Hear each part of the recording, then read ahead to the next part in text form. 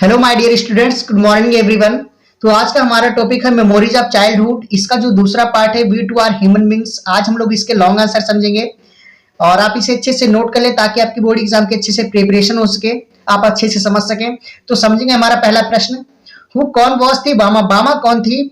Why did it take लगता था at least कम से कम 30 मिनट्स, तो उसे टू हर उसको तो उसे 30 मिनट क्यों लगते थे टू रीच पहुंचने के लिए होम घर फ्रॉम द स्कूल, स्कूल से तो उसे स्कूल से घर पहुंचने के लिए 30 मिनट क्यों लगते थे?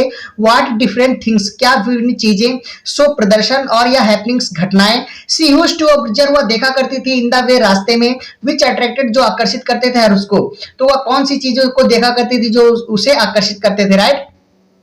तो बामा वॉज थी स्कूल गोइंग गर्ल, तो वो एक स्कूल जाने वाली लड़की थी। बिलोंग संबंध रखती थी टू लोअर कास्ट, निम्न जात से संबंध रखती थी।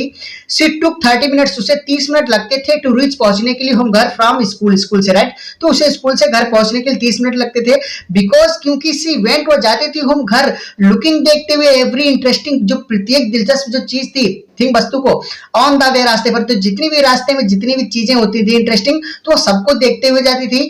एज जैसे कौन कौन सी चीजें थी, जैसे एक साइकिलिस्ट, साइकिलिस्ट था यानी कि साइकिल सवार था, who had not goat of, नहीं उतरा था ही साइकिल, अपनी साइकिल से फॉर 3 डेज, जो एक साइकिल सवार था जो 3 दिन से अपनी साइकिल से नहीं उतरा था। ये चीज भी उसको आकर्षित करती थी। ये ह्यूज बेल, एक बड़ी घंटी हैंगिंग जो लटकी हुई थी एट द टेम्पल, मंदिर में, तो एक मंदिर में जो घंटी लटकी हुई थी वो भी उसे आकर्षित करती थी। ये पपेट शो, एक जो कठपुतली का शो था वो भी उसे आकर्षित करता था। ये भी था रास्ते के दौरान। स्वीट टॉल, और जो मिठाई का सॉरी स्टॉल, तो मिठाई का जो स्टॉल था वो भी उससे आकर्षित करता था। स्नेक स्टॉल, जो जलपान का स्टॉल था वो भी आकर्षित करता था। ऑल दोज थिंग्स, वो सभी चीजें अट्रैक्टेड हर, तो वो सारी चीजें उसे क्या करती थी, आकर्षित करती थी। तो राइट, तो ये समझ में आ गया। आगे बढ़ते हैं। हमारा दूसरा प्रश्न, व्हाट इंसिडेंट, क्या घटना हैड हैपेंड हुई विद अन्ना के साथ वंस, एक बार, राइट। व्हाट इंफॉर्मेशन, क्या खबर, डू यू फाइंड, पाते हो, वाइट इससे, तो आप इससे क्या खबर पाते हो, क्या सूचना पाते हो, how do you take it, और आप इसे कैसे लेते हो, कैसे समझते हो, डिस्कस, बात विवाद कीजिए, राइट, जिक्र कीजिए। वंस, एक बार, वेन, जब अन्ना वॉज जा रहा था, वॉज गोइंग जा रहा था टू द लाइब्रेरी, लाइब्रेरी जा रहा था, टू बोरो, उधार लेने के लिए, द बुक्स, किताबों को, तो अन्ना ये एक बार क्या था, लाइब्रेरी जा रहा था किताबों को उधार लेने के लिए। ही पास्ड, हुआ गुजरा, अलोंग द बैंक, के किनारे से, किनारे के पास से बिल्कुल, ऑफ द इरिगेशन टैंक, जो सिंचाई का एक टैंक था उसके टैंक के किनारे के पास से बिल्कुल गुजरा।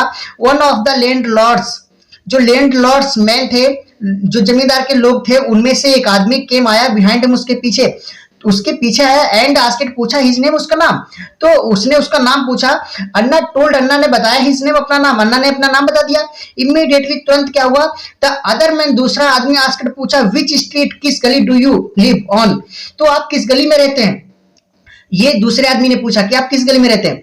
ही वॉज आस्किंग, वो पूछ रहा था अबाउट द स्ट्रीट्स, गली के बारे में, बिकॉज क्योंकि इन दैट वे, उस तरीके से, इफ ही न्यू, यदि वो जानता होता था स्ट्रीट, गली को, ऑन विच दे लिव्ड, जिस पर वह रहता था, वे रहते थे, तो ही वुड नो, वो जानता होता था, और कास्ट, हमारी जाट, टू भी। तो वो दूसरे आदमी ने उसकी गली को क्यों पूछा, क्योंकि ओल्ड टाइम पर उस दौरान इस तरीके से लोग ये अगर उनको पता होता कि वो आदमी उस गली में रहता है, तो उस गली के हिसाब से उसकी जात भी पता लग जाती थी कि ये उसकी जात हुई थी, वो उस गली में रहता है, इसीलिए उस आदमी ने उसकी गली के बारे में पूछा था, राइट।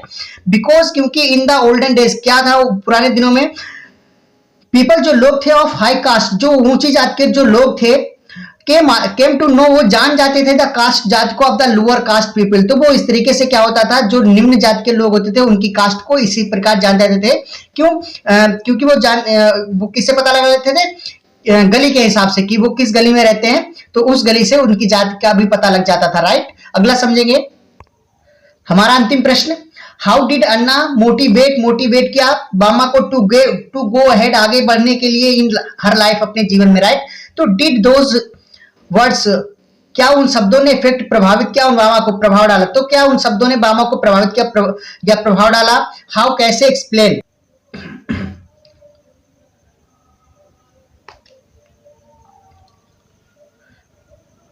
हमारा अंतिम प्रश्न, हाउ डिड, कैसे अन्ना मोटिवेट, प्रेरित किया बामा को टू गो अहेड, आगे बढ़ने के लिए इन हर लाइफ, उसके जीवन में। तो अन्ना ने बामा को उसके जीवन में आगे बढ़ने के लिए कैसे प्रेरित किया। डिड दोज वर्ड्स, क्या उन शब्दों ने इफेक्ट, प्रभाव डाला उन बामा पर, तो क्या उन शब्दों ने बामा पर प्रभाव डाला। हाउ, कैसे, एक्सप्लेन, व्याख्या कीजिए, राइट। तो अन्ना मोटिवेटेड, प्रेरित किया बामा को टू स्टडी, अध्ययन करने के लिए, हार्ड स्टडी करने के लिए, बहुत ज्यादा पढ़ाई करने के लिए कहा। टू रेज, उठाने के लिए, हर पोजीशन।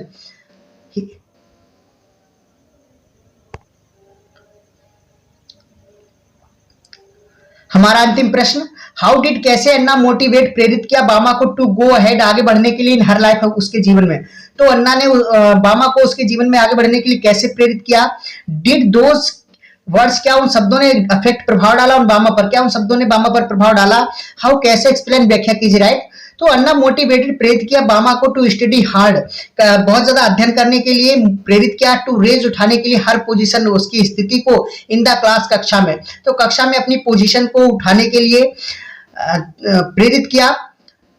क्या प्रेरित किया कि वो ज्यादा स्टडी करे। एंड ही एडवाइज्ड, उसने सलाह दी हर उसको, दैट की जो सोशल प्रेजुडिस है, जो सामाजिक अन्याय है, कुड बी डन अवे, केवल दूर किया जा सकता है ओनली थ्रू, माध्यम से द एजुकेशन, शिक्षा के।